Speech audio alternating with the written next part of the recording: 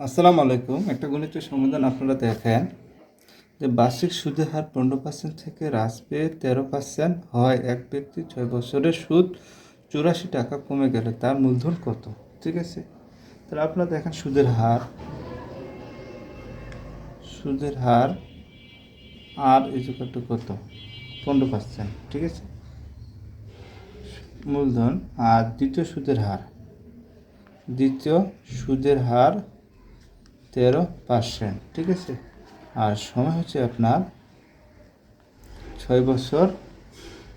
আয় কম হচ্ছে 84, আর মূলধন হচ্ছে আপনার পি, ঠিক আছে। মূলধন হচ্ছে পি। তাহলে আপনারা দেখেন যে আমরা জানি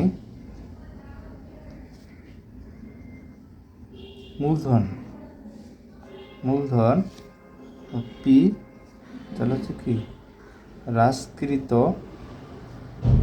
আয়,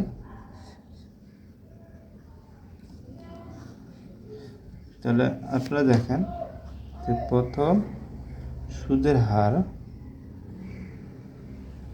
মাইনাস দ্বিতীয় সুদের হার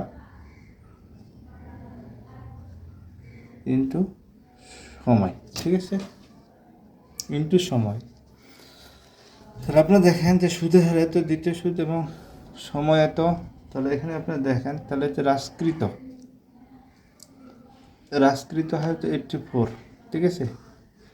হ্রাসকৃত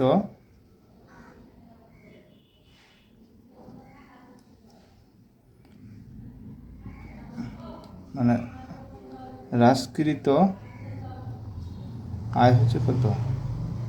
84, ঠিক আছে।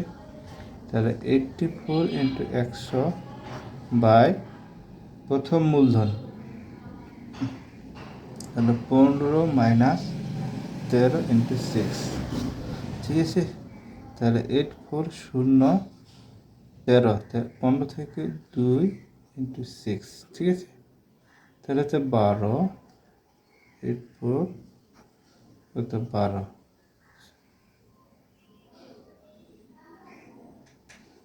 ঠিক আছে।